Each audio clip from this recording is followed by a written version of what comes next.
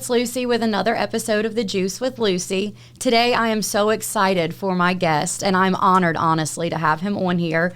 We have Scott Innis, mostly known for the voice of Scooby Doo, but throughout this episode, you're going to get to find out so much more that he actually does. Hi, Scott. Man, the Juice with Lucy Cain. I like that. That's a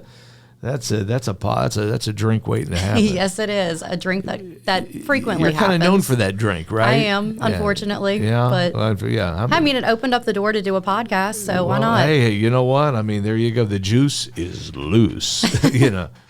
So, all right, I guess I just want to get started by asking. Obviously, you're in Louisiana now, but you're not from Louisiana, right? Where are you from? I'm a Missouri boy. Boot Hill, Missouri, Poplar Bluff, Missouri, born and raised. Lived there till I was about 18, 19 years old. And what made you settle in Louisiana? Well, radio brought me here, Okay. I mean, I've been town to town and up and down the dial, all my whole life. And was in Montana at the time and ended up, and I was actually with Big D from Big D and Bubba. Remember that? So we actually came here together. And it was back in 96. And then I got fired. Well, yeah, I got fired. And then Bubba was brought in. And then I went over to Wink. WYNK hired me. And I went over to do afternoons and started the whole cartoon thing. And that's really, at first, I had my feelings were hurt on that whole thing, but it's like the good Lord paves the way, and had I never gotten fired from there, I would have never become Scooby Doo. Nothing of that. I'm a firm believer that everything happens for a reason, but you just said it, so you are the voice of Scooby Doo. Yeah, well, boy, Scooby Doo. We just went in yesterday, and I can't tell what project, but I just laid down the voice of Scrappy Doo for a big project. Scrappy Doo, da-da-da-da-da-da, puppy power. Yeah, calm down there, Scrap. Oh, my God, I love this. What other voices do you do? Well, I do Droopy Dog. I'm so mad I could scream, and I will, too. See?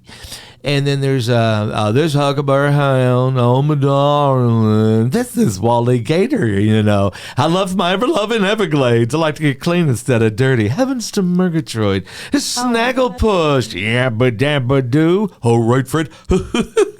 And this is Papa Smurf. Careful, guys. No blue humor. Will you looks get that? Well, blow me down. Hey, it's Yogi Bear. And I'm Boo Boo. And I'm always trying to help Yogi not get in trouble. Okay, Yogi, put down those picnic baskets. That's Mr. Ranger, and I'm out of here. I lost count on how many that even was. I've done about 30 of them for him. Wow. So we continue to do them, all over the. It's funny. I tour the country doing Comic-Cons every weekend, and so one weekend we're in West Palm Beach, the next weekend we're in El Paso, Texas. I was going to ask you that. You meet so many of your fans when you're out there. Is there a fan that just touched you the most, or a situation that you can think of? Yeah, there's 2 or 3 of them that I talk about. I had a little kid in Corpus Christi. He kept watching me for for at least an hour, and I finally just called him over. I said, because it's kind of weird. He would just sit there and he'd stare at me, and I called him over, and a couple of times he didn't come over, and I finally said, "Get over here," and he come over and he said, "Look, I can't really let my dad see me here," and I said, "Okay." Turns out he opened up to me, and he says, I was going to kill myself, and oh no. He said, I wanted to come see you. My dad, he says, is in here getting autographs from somebody else or whatever. He said, but my dad beats my mom, and they argue, and he said, I just don't want to live anymore. And he said, but I crawl underneath the bed and I watch Scooby Doo, and it keeps me going. And when a kid tells you that, how do you answer that question? Yeah, I'm covered with chills right now. I mean, that's such a heartbreaking. We had a guy in Belton, Texas, this last August. He came up to me, and I made him, I sensed something. There was just something there, and I really just rolled out the red carpet for him. He was an older guy. And, dude, he was so giddy and excited, and, man, I just loaded him up with a bunch of free stuff. He didn't have a lot of money, and he left, and then he came back up to me, and he said, you got a minute I could talk to you? And I said, yeah, sure. So I was actually going to take a little 5-minute break. We walked outside, and he said, I want to let you know something. He goes, you just saved my life. And I said, wow, that's a strong deal. I said, how did I do that? He said, man, he said, you can ask my wife. I was checking out today. I was going to overdose tonight. But he says, you gave me hope, man. You started talking to me and preaching to me. And he said, it just gave me motivation to hang in there. And his wife was bawling, and and she was hugging on me and saying thank you, because this was going to be their last outing together. I mean, that's weird stuff, but how crazy is that, and how like warming to your heart is it to know that just by you being you and doing what you're doing, I mean, it's you're saving lives. I am just look, I'm not perfect, man. I'm not going to sit here and act like I'm some kind of saint, because I'm not. I'm just a lucky guy that happened to step into two of the biggest paws in cartoon history. I'm a small pebble for what this character is nationwide and represents to people. And I'm just honored to be a part of it. I went to a funeral last year, and a little boy walked up to me, and I was just paying tribute to his. I went because I knew the mother, and her mother was the one that had passed away. And the little kid, her son, come up to me, and she says, "Mr. Scott," she says, "Would you do the laugh, the Scooby laugh?" And I said, "Well, I'd love to. Let me." And he says, "No, Grandma says it's okay." Okay. That's a little uncomfortable. Yeah, and I was like, that's just kind of weird. Well, yeah, I believe in all that, but the kid was serious. I mean, he's talking, and then the mom says he talks to his grandma all the time. Since she's passed, last week, he's been carrying these conversations on with her. And I'm like, okay. So I said, right now? And he says, yep, she wants you to do it right now. We used to watch Scooby Doo together. And so I'm doing the voice and everything, and he's laughing, and he goes, Grandma thinks that's the greatest thing. And the mom's kind of weirded out too, because now everybody's paying attention to me and my grandma and the kids talk. There's just been so many weird things that, that have happened, but it's an honor. I get to meet so many people that tell me how Scooby Doo has touched their lives. And those are 3 examples there that are a little bit on the different side. But you hear everybody that says, I've had this little old stuffed animal since 1966. My grandmother gave me a metal lunchbox, and I'm one of the world's largest collectors of Scooby Doo memorabilia. You can ask my wife. She wants to I can get rid of imagine it. Yeah, she'll sell it to you. Actually, she'll give it to you. But I still have that lunch pail box, and that's what got me started collecting Scooby Doo stuff, even as a kid. But to actually set a goal, in my life, I try to talk to kids a lot, and I tell them, I say, listen, don't ever let anybody tell you you can't be something, because you could be anything you want to be. You just got to go do it. How bad do you want it? Right? I started in radio in 1983. I was in 7th grade. And you can start in radio that well, early? No, you can't. Oh. But I did. Child labor laws and everything. They were paying me cash under the table just to work but how I got in the doors, I would come by the radio station, a little 1000-watt AM every day, and I'd stop off. And Lee Stone, who was the station manager, would say, Scott, you're too young. We don't have a job. And every day for 3 months, I stopped off there. And they even got me Hostess Ding Dongs and Coca-Cola every day because they knew I was coming. And I'd say, I'm here for my job. They go, well, you come back in 2 or 3 years, we'll talk. But I kept coming. Persistence, I kept coming. It paid off. And in about 3 months went by, and I walked in one day, and Lee Stone said, here, sit down. Let's talk. I can't hire you. You're too young, okay? I'd love to hire you because, man, if all of our staff here had the go-getting it as you did. He goes, unless you're willing to clean the station on Sunday nights, I have nothing for you. And I said, you have what? He says, we need you to mop, empty the trash cans. And I said, I'm in. Oh, okay. So I took the job, and Skipper T was the radio personality on Sundays, and he taught me how to run the board and run American Top 40 with Casey Kasem. They used to come in on vinyl albums. That's so cool. You had to be the coolest kid in school at that point. Dude, I thought I was King Tut. Yeah. Let me tell you something. And all I was the janitor. But Lee Stone came to me one night and he said, hey, so Skipper T's sick. He's got the flu. He said, he wouldn't have happened to have taught you how to run the board, did he? And I said, oh, yeah. I said, in fact, you want to know a little secret? I've been running the board for last month. Said, Skipper goes home on Sunday nights and just says, call me if you need me. And he goes, you've been working? You've been running the board? I said, that's all me. He goes, well, you're on tonight and you're getting paid to do it. So I started running it, and then they just let me do it. I ran Sunday mornings, church programs all day, and then would run American Top 40 in the evening. And it was there that I learned to do Casey Kasem's voice so good because I got so tired of hearing it. Oh, listener writes, Dear Casey, moving up 5 notches this week in our survey. And then I found out, Casey Kasem was the original voice of Shaggy. So that's how I learned how and to it do just transitioned into that. So I went from doing Casey Kasem, way up there to Shag, and that's how I learned to do it.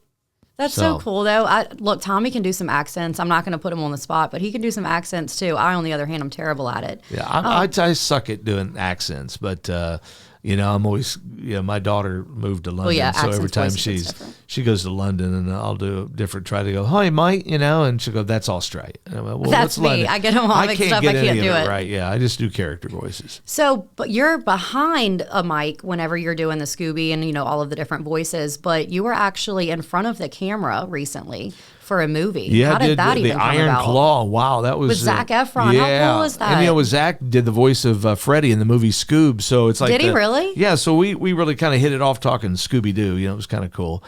But I had an agent, Cindy Hill, called me, and she said, look, they're casting for a ring announcer for the Iron Claw. And she says, I think you'd be good for it. I said, Cindy, I'm not going to go audition for that. They're going to hire somebody out of L.A. They're not going to hire anybody here. I don't care how good they are. And she goes, go audition. And so I went over, and a dear friend of mine, Anna Watt, brought me over to her house, and we do movies together, a dear friend of mine. And she says, she wants to do 1 million takes. I said, we're going to do 1 take because they're going to know the minute they hear my voice if they're hiring me or not. So I grabbed the script, and it was like, ladies and gentlemen, in this corner, weighing 237 pounds, Kevin Von Herrick. And I just said, send that to him. Before I could get home, they called me and said, you got the part. Well, yeah, I mean, I can imagine. I just heard it, and that was very convincing. But this is how the good Lord works in mysterious ways. So it was the time they were going to film during the time that I go to Poplar Bluff, Missouri, and raise money for my mom's charity. My mother died an addict. So I raised money for Recycling Grace Women's Center. And we're on our 4th home now. But at the time, we were, on our 2nd home. And I said, I got artists coming up there. I can't blow them off. This is a sold-out show. So, I mean, if you're filming on that Monday, Tuesday, I can't do it. So I said, call them back, see if they'll move the dates. And she goes, Scott, they're not going to move the dates just for you. I'm going to tell you right. This is Hollywood. And I said, well, let's see how bad they like me. If not, tell them I appreciate it. So I was prepared to walk away from this big role, and she calls me back. She's laughing. She goes, wow, they must really love you because they're going to push it back 4 days. I mean, you're Scott Innis. You're incredible. So, I mean, why would they not? No, but they did. And I was like, really? That's wild. So when I got there were 2 ring announcers. And so I got in the ring first. I was the main ring announcer. And they had a second guy for some other scenes. And after I went in and did my ring deal, and they heard the whole Michael Buffer type thing, they sent the other guy home. They said, we're just going to let you do it all, because that's the sound they wanted. So that was pretty cool. I actually have the costume. A buddy of mine, Brett Wagner, who plays Leatherface in the Texas Chainsaw Massacre, called me. That's your friend? Yeah. That's so cool. Brett's a great guy. I'm bringing him in, too, soon here in town. I'll tell you about that in a minute. So, but he calls me and goes, dude, they're holding an auction, and they're selling off everything from the Iron Claw. And he says, we're bidding on your suit that you wore. And then I said, really? He goes, and then he called me back a few minutes later, goes, we bought it, $34. $34? So I'm having it all framed. It's the suit that I wore in the movie, so that was pretty cool.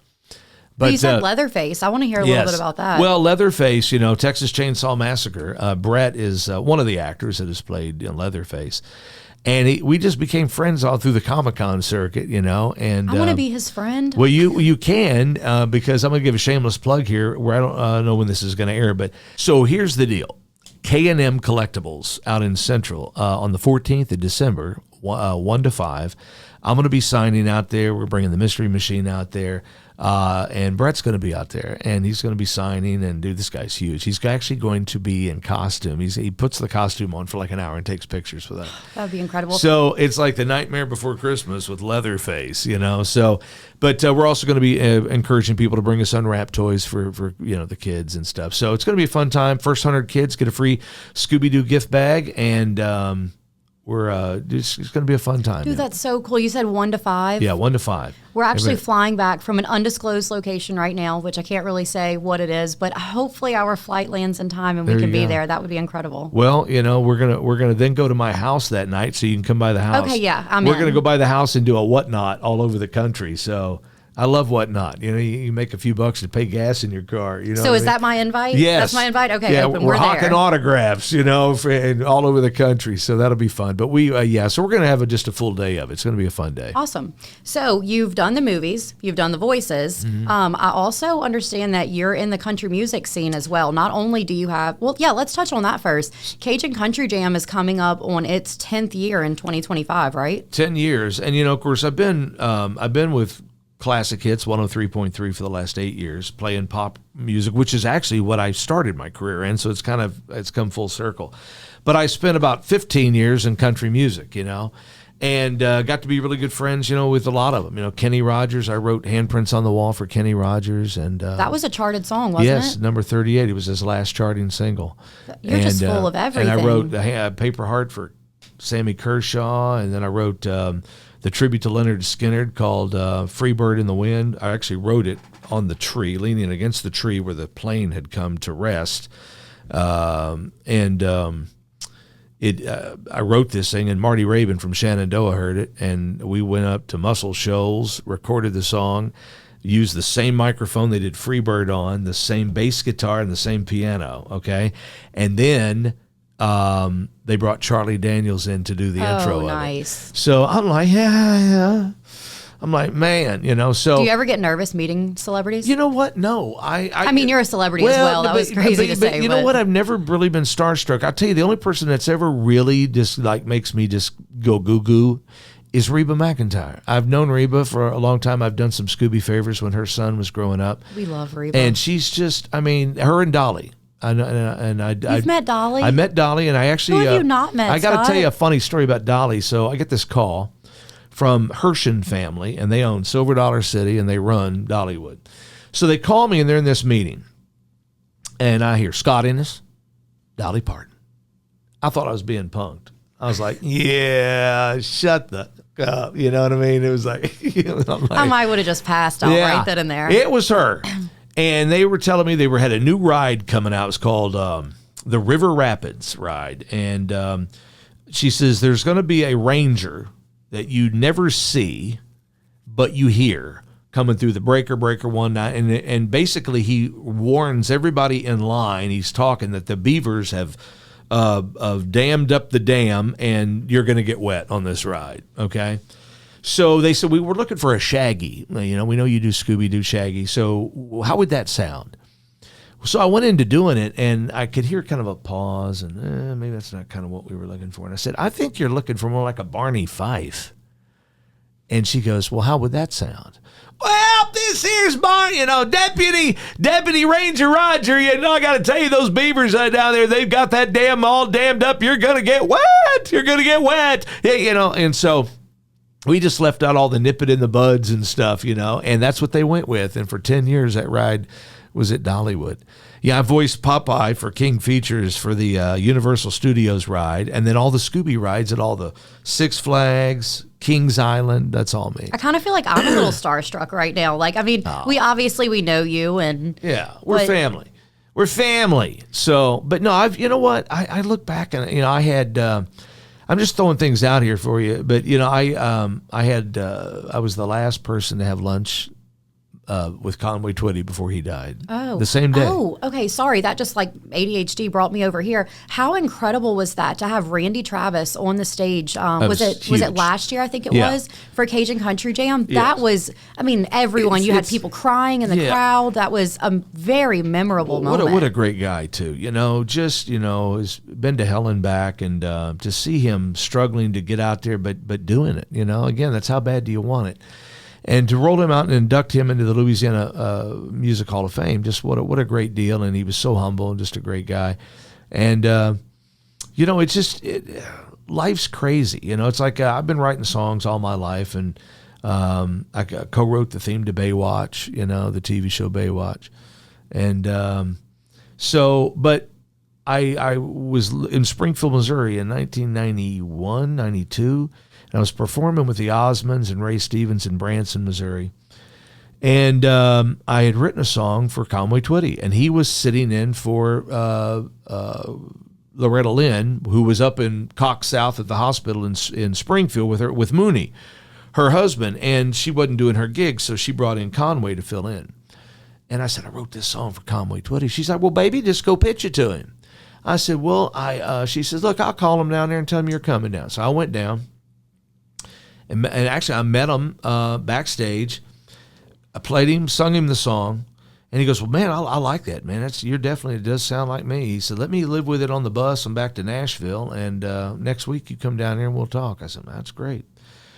Well, on his way leaving, like moments later, he got on the bus. I went to Cox South, went to see Loretta, and the nurse came running in and saying they brought Conway in, and he had a stomach aneurysm right there on the road and died.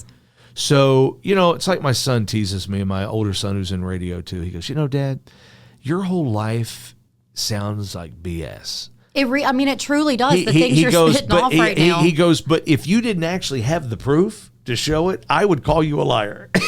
Yeah, but it's actually, I have to pinch myself sometimes too, because it's crazy. There's all this stuff is just documented. Look, I have a pitch for a movie, okay? Yeah. Scott Innis. Yeah. That you have such a massive story throughout your life. We actually thought about doing the E True Hollywood Story and called it the Me True Hollywood Story. Hosted by me, starring me. Everything about me. Because couldn't get anybody else to do it, so I just have to voice it myself. But no, you know what? Life's been good. Other than a few kidney stones here and there, I can't complain. I've had my life's been serendipity. There's been a lot of, here's the thing. I've had 3 goals in my life. 3 bucket lists. Only 3. 3. Well, 3 that are really like right there. Okay. One is when I was a kid, I wanted to be the voice of Scooby Doo. I knew there was someone doing that. You'd voice. really wanted that from childhood. Yes. I loved the fact that I knew people were doing those voices, and I would do voices as a kid. I spent most of the time in the principal's office. I was I was doing Scooby as a young kid. And I wanted to be the voice of Scooby Doo.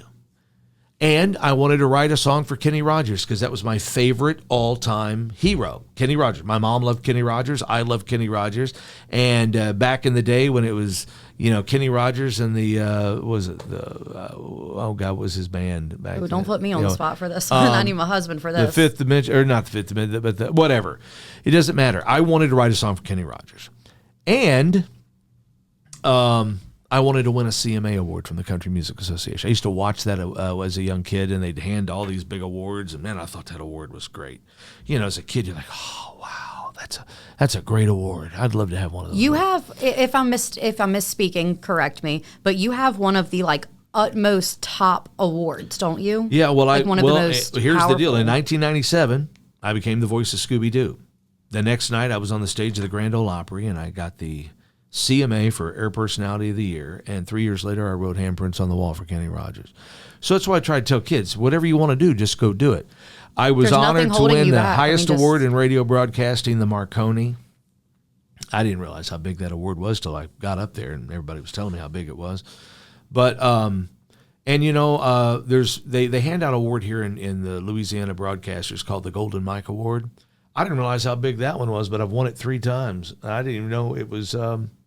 I knew it was something, but yeah, they had to quit sending. I told my boss, he goes, I'm going to send you in for that award. I said, stop doing that. I said, let somebody else have it. I've got 3 of them. I don't need any more of those. And then I think one of the coolest awards, though, is when the Louisiana Association of Broadcasters gave me a Lifetime Achievement Award. And well deserved. When you start thinking about everything in your life, I said, well, I'm not done yet. What do you put me out in the cow field, put me to rest? But it's been cool. I remember in 1982, I was dating my first wife, Tammy, and I was picking her up from our high school in Poplar Bluff, Missouri, and I was listening to WLS out of Chicago. And Jeff Davis came on and goes, here's a brand new lead singer named Jimmy Jamison for Survivor. And the song was The Search Is Over. And I fell in love with that song. Probably one of my top 2 songs of all time that I love. Word for word, know the song. Little did I know that I would end up in Memphis, Tennessee, working for FM 100. The first call on the hotline would be Jimmy Jamison to welcome me to Memphis. This was in 1989. I would go over to his house every night after I got off work at 10 o'clock, and we would hang out, and we would work in his studio. We would write songs. We co-wrote a song together for the Rocky Five. Okay, and that my mind is just over here exploding. And then we wrote years later. We ended up writing the Baywatch deal, and a lot of people don't know this, but I wrote some of the words to Baywatch, and he ended up using them. So, but he ended up passing away, overdosed, and it was a tragic ending to a great man's life. And but I ended up producing worked on the funeral for the family. I produced all the tributes, all the Jam for Jimmy's at the Hard Rock, and gave all the money to St. Jude. And we brought in all the big rock and rollers that came in for that, So it's just, you never know. You never know where you're going to be someday, and that you're going to run in and be friends with that, end up being friends. And Jimmy was one of my best friends. I mean, I cried like a baby the day he died, and while they were rolling that casket down through the church, somewhere in a little town in Mississippi, I couldn't even tell you where it was, Secumba, Mississippi, or something like that. But they were playing the song, "The Search Is Over." My buddy Hal went into playing that on the keyboard, and dude, it was just it's just like a moment when everything stops in your life and you're like, wow. Take a minute to look back on it. This is just crazy. I mean, everything in my life is. Well, considering everything that you've done, you also have another project that's coming up. So there's 2 of them that I actually want to talk about. So don't let me forget. Yep. You have, is it Cajun Con? Is that the correct word? Okay, yeah. Can you tell us a little bit about here's the deal. It's hard not to fall in love with cons when you're doing it every weekend, And I just love the fans. I love to be. And that's something that you're starting. Yes, it will be your thing, right? And I'm doing this, and I'm actually teaming up with Nicole Elmore. Got to give her credit. She's my ride or die on this because she she drives to all the cons, and I sleep, and helps me set them up and runs the booths, and we have a great time. And she's a good friend, dear friend. And will that one be across the United States as well? No, it'll just be here. It'll be here. Okay. Yeah, it'll be here. But I go to cons all over with her. But we're doing our own, and it'll be December 6th and 7th. Yeah, 6th and 7th of 2025. Okay. Facebook is up. Cajun Con, 2 words like it right now. But we're reuniting the entire living cast of Willy Wonka, all the kids. That was the next thing I was going to bring up. A bunch of others, which we'll be announcing on that 14th, that day with Brett in town. Okay. Oh, I can't wait. 65 stars to announce that are going to come. It's going to be free to get in. They just have to go to the sponsors to get the golden ticket. I want a golden ticket. Everything is Wonka. We got Oompa Loompas working the lines. Dude, wait till you see it. I get giddy when I talk about it. Oh, I'm so excited. So that's going to be what were the next dates year, for that? The 6th and 7th of December 2025. And so that's going to happen. And then we have the 10th anniversary of the Cajun Country Jam coming up, which that has really changed our lives. I mean, obviously, Thomas being a musician, was it the last 3 or 4 years he's been on that? Yeah. But I mean, do that with Colby Rosenthal, and I got to give it to Colby. He's your right hand. Well, he's like he's a hemorrhoid sometimes, but I love him. He's a good kid, and I got to tell you, he's dude. I just kind of let him do his deal now. He just. I'm like, who we booking? Right. He wheels and deals, and I've got Tiny Tim. We're gonna dig him up. We're gonna put it. I'm like, he's dead. I don't care. We're just gonna sit him in a chair, and nobody will know. But no, we've got some big acts this year. As soon as I talk to him, I don't even know who we got. But we actually don't know either. We keep trying to poke at him. I asked him today. And see. I said, I'm doing this interview. I said I should probably have a hit list. He goes, no, I'm not giving it to you. You're not gonna get it yet. I'm like, okay.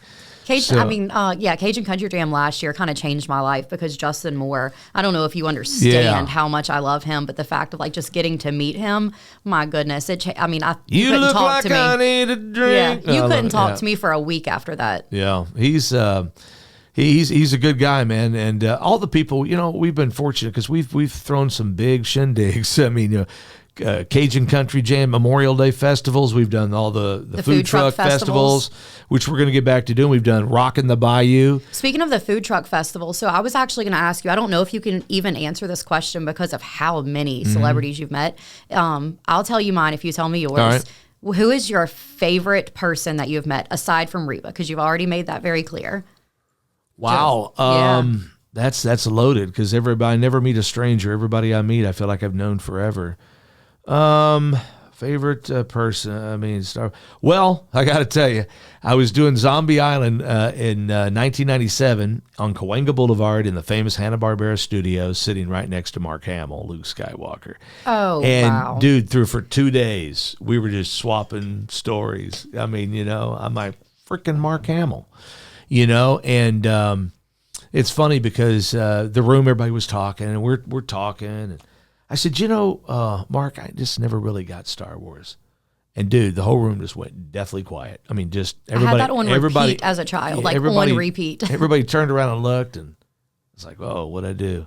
And he looked at me and he said, Scott, I got to be honest with you. I never understood it either. And everybody just laughed and kept going. So, but, and I will say this, Bill Hanna and Joe Barbera. Okay. Because those are my heroes. That's when I wanted to be a kid, I wanted to be the voice of Scooby Doo. And those guys made it happen. They created these characters, And, so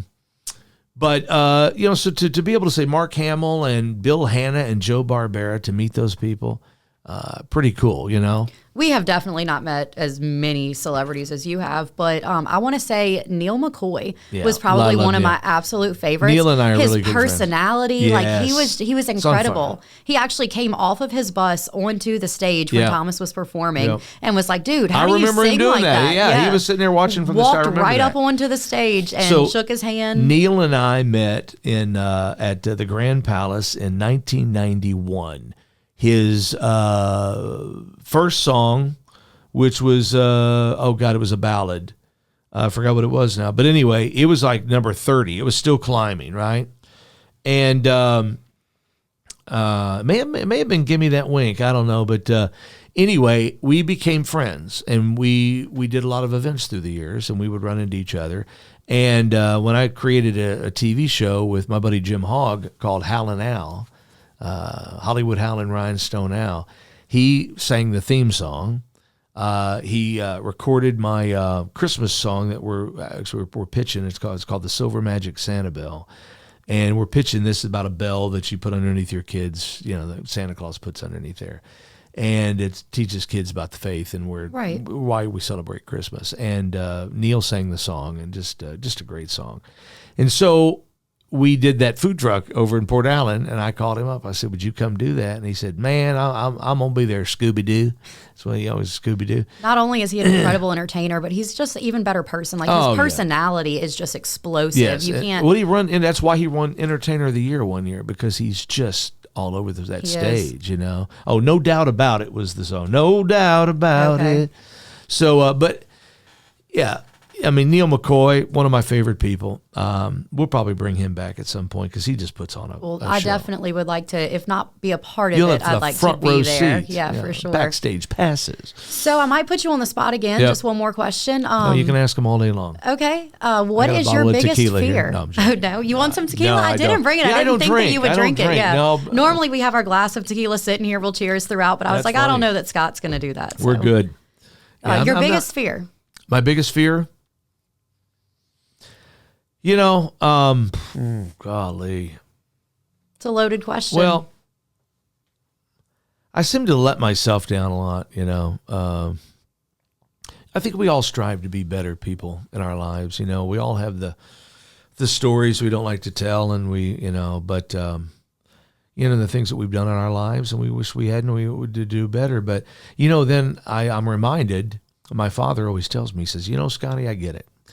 But he goes, had you not done that, your son wouldn't have been born. Well, exactly. Never live with regret. Yeah. So I try to move forward and just go, yeah, I screwed up, but I got a son out of it. And, my son, real proud of all my kids. My son Josh takes in my footsteps. He's in radio and really good. He sat in for Jim Rome, numerous times, syndicated Jim Rome show.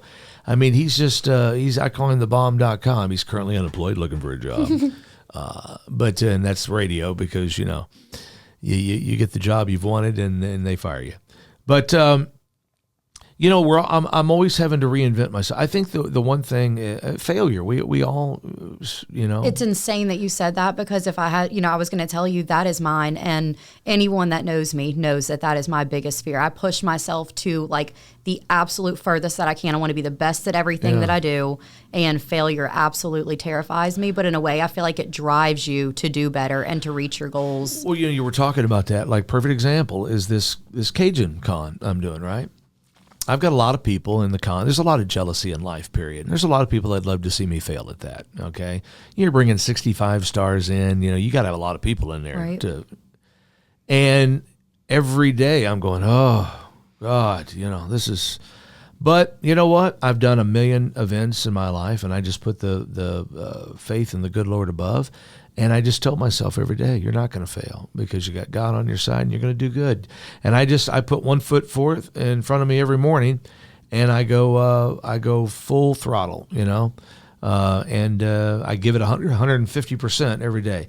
And I know that if I fail at something, at least I gave it 150%. For sure, you're never going to live with that regret. There's so many people out there that don't give 150% and they fail and then they blame everybody else for it. You don't want to be 80 years old looking back on life, wishing that you would have at least given it a chance.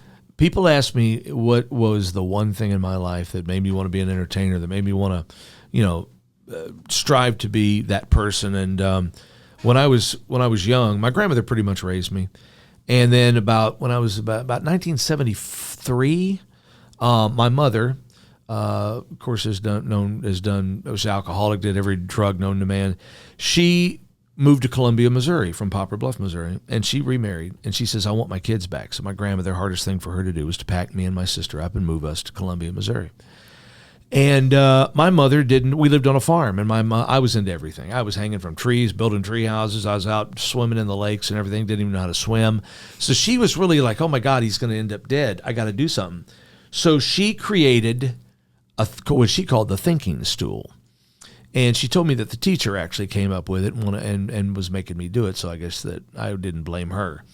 But every day after school, bus would drop me off. I could come in, I could use the restroom, get like a Twinkie or something and some milk. And then I had to crawl up on this stool, and I would sit in the kitchen on this stool, the thinking stool. And I would sit on it from about 3:30 every day till 9 o'clock every night. Oh my goodness. I did it for 2 years, every day. Not a good time in my life. And on the weekends, because Mom always slept till 3 o'clock, and then she'd leave the house and us there at 6 years old and would return 48 hours later or longer. And she would go party and do her drugs and everything. So I would sit on this stool, and on the weekends, she let me pull up a chair. I got off the stool, and I could sit on this stool or the chair, and I could watch through the kitchen and into the living room and watch that black and white, and that's where I watched Scooby Doo all the time. So that was pretty cool. What was the thinking stool? Like, what was the? She says it was a time. It was like a meditation almost. She says you need to just decide what you want to do with your life and think about your homework and why you have bad grades and just be a better person. And I'm like, okay. So 6.5 hours seems like a bit of overkill. Well, you couldn't get away with that today, but back in the day, I lived on a farm. Nobody questioned Mom. Back then, the principal whooped you too. You know what I mean? So, yeah. But I did that, and years later, I was in Billings, Montana, and I was struggling mentally and some issues and stuff. And I went to see a shrink, and he says, "I want to hypnotize you." I said, "Wait, what?" How was that? Yeah, That's terrifying to me. Well, he goes, "I want to hypnotize you," and he goes, "And I want to film it." Okay, he goes, "Because you're never going to believe it if you don't see it." And I said, "Okay," and I'm like, "Okay, I got to wait to see this." Yeah. So we're sitting there. He's talking to me about recording me, and the next thing I did, I said, "Okay, well let's do it." And he goes, "Well, I already did it," and I'm like, "Wait, what?" He goes, oh, yeah, you've been out an hour. I said, oh, no, I haven't. He said, yeah, you have. He goes, you want to see it? He goes, you got some big issues with your mother, some big issues that I think is really holding you back in your life. He says, does a thinking stool come to mind to you? Oh, and goodness. I'd forgot about it. The minute he said it, I broke down bawling. I'd forgot about it. I'd suppressed it, it was tough, man. I've always had my feelings on whether that's real or not, but I mean, you believe that hypnosis is... Oh, I did it. I mean, after that, I watched it. I watched it, and I relived it and bawled with it.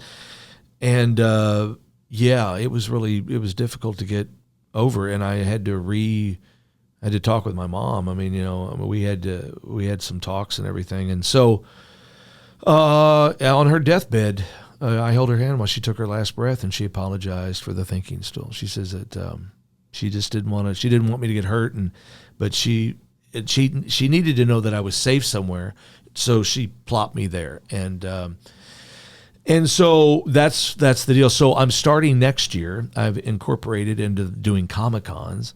I'm also going to get into motivational speaking a little bit, and then I'm going to try to really get into it big time, teaching kids about following their dreams and everything.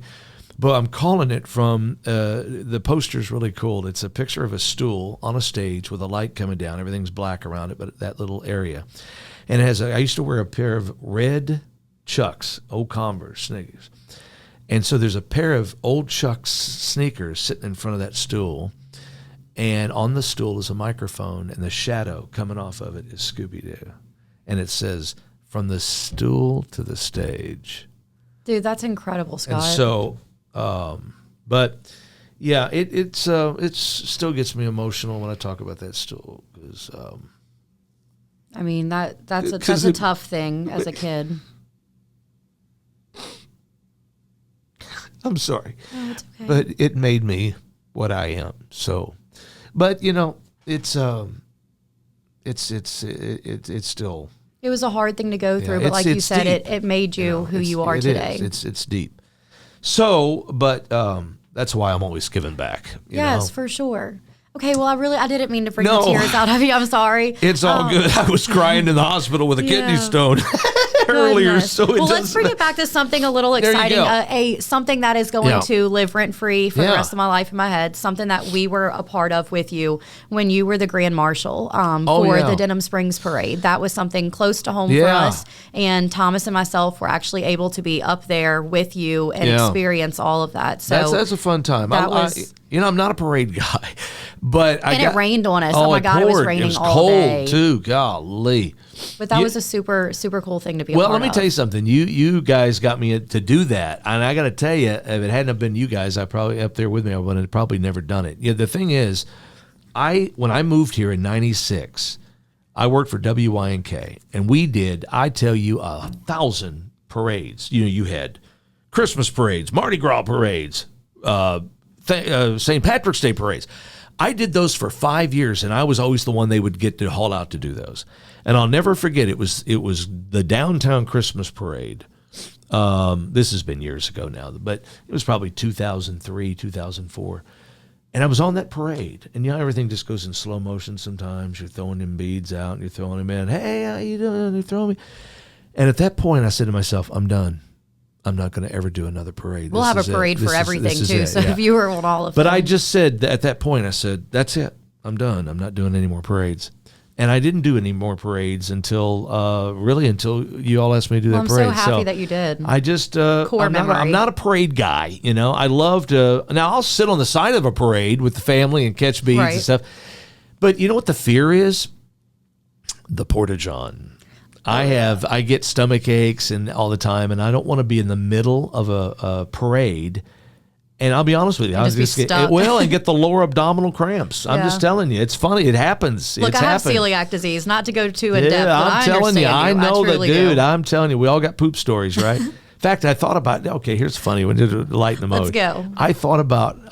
I've written a book about my life and all this, but I thought about writing a book called "The Scoop on the Poop." Oh, and it's no. all celebrity stories of their worst nightmares. You know what I mean? Like, you know, can you imagine Britney Spears telling you, oh my God, I was on stage and we were right in the middle of the deal and I had to go and I had to leave for 10 minutes and they just kept playing, the band just kept playing the song.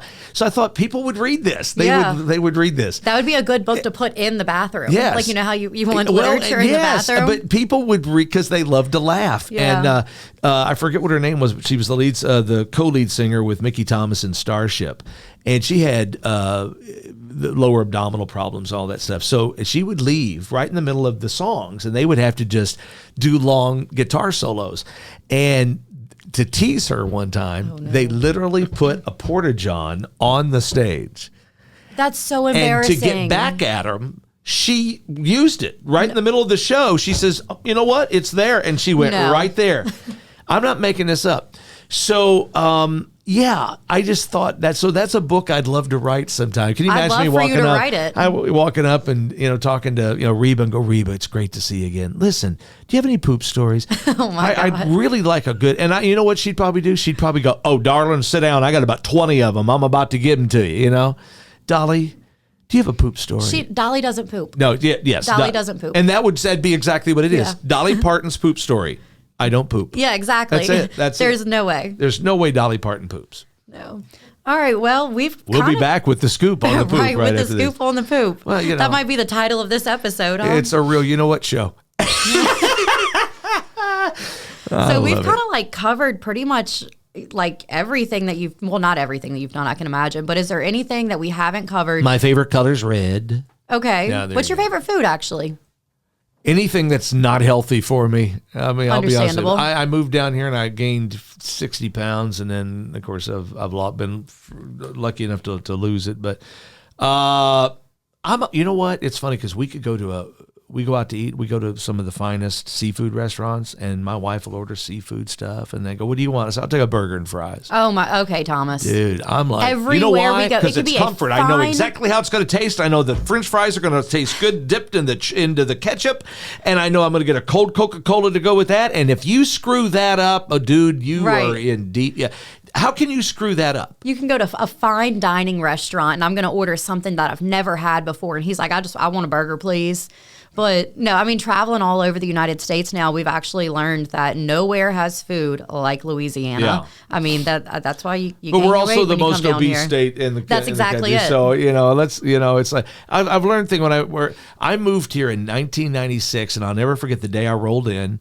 I stopped because I didn't know where the station was. I worked at Tiger Country. Well, it was called Cat Country at the time. I was going to be working down there with Big D. It was Scott and Big D in the mornings. And I had rolled into town, and I didn't know where the station was downtown. So I remember stopping off at TJ Ribs right there on Essen Lane. Is it Essen Lane? Yeah, that's Essen. And if you'll remember, they had a little gas station that runs beside TJ Ribs, and they had a payphone out there. And I was on the payphone calling the guy, the program director, to ask him, how do I find the station? And I'm talking to him, and it's pouring down rain literally across the street. I mean, when I say pouring down rain, I mean you couldn't even see the gas station across the street. It's pouring so hard. And I went, is this normal down here? Because I'm like 30 feet away from a rainstorm, and I'm not getting wet at all. And he goes, oh, welcome to Louisiana. And I learned that just because it may be pouring and a tornado across the bridge, it could be sunny and high 90. and dry here, yeah. It's the most weirdest state I've ever been in my life. And but it's been home. But we now. love Louisiana. Yes, we do. it's been we home talk about it for all the time. I don't think we could ever 30 years. actually leave. Yeah, 30 years. All right. Well, I'm so happy that you came on Yes, today. this was great. I feel like a- I've been on Maury Povich, you know. You are not the father. Oh, goodness. Yeah, I know. I think my favorite was the poop stories. We're going to have to really get that going. We had Scott on one time. We talked poop for 30 minutes. It's great. It's cool. Yeah. But anyway, this has been The Juice with Lucy. And I would normally at this point say if they want to follow you, how do they go about doing it? But I mean... Well, here's the deal. I got a couple of things. We're Cajun Country Jam. Right. Look it up. It's going to happen. We're getting ready to make the big announcement on that. And Cajun Con. Cajun Con, which is going to be CajunConLA.com. I'm gonna let a little secret out. Oh, okay. I'm Getting gonna juicy. give you a little juice for the loose. Okay. Okay. Let's do it. So I'm gonna go ahead and I'm gonna spill the beans on a big star I'm bringing in. Okay. Okay, so I'm really excited about this, and I'm doing it on your show. I know. I'm excited too. I didn't expect this. So here's the deal. I was in the Iron Claw, right? Okay. That was a story that was written by a book called The Iron Claw from Kevin Von Erich. Okay. He's the only remaining brother that is alive, and he wrote the book. The movie's based on his point of view through the whole thing. So I learned over the weekend at a con that one of my former colleagues in radio is his manager. So I called up and I said, hey, does Kevin do any cons ever? He goes, oh, no. He does few card shows, few private shows, but yeah, he doesn't do Comic Cons. And I said, well, I want him to do mine. And we got to talking, and we talked for an hour, and he goes, let me call him. So he calls him, and he says he wants to do your con because he loves Scooby Doo, and his kids grew up on Scooby Doo, and he says he's going to do it for you. And he does remember meeting you at the red carpet. So I am going to have Kevin Von Erich. That is killer. At the deal. And so for all the wrestling fans out there, Kevin Von Erich will be at the Cajun Con on the 6th and 7th of 2025, Lamar Dixon Expo Center. So how exciting. I love all of this. This has been great. So I was going to save that one for the last, but you got it first. So Heck there yeah. you go. There you go. Well, like I'd normally say, if you did not enjoy this, which truthfully, there is no way you did not enjoy this, but if you didn't enjoy it, not my problem. What's wrong?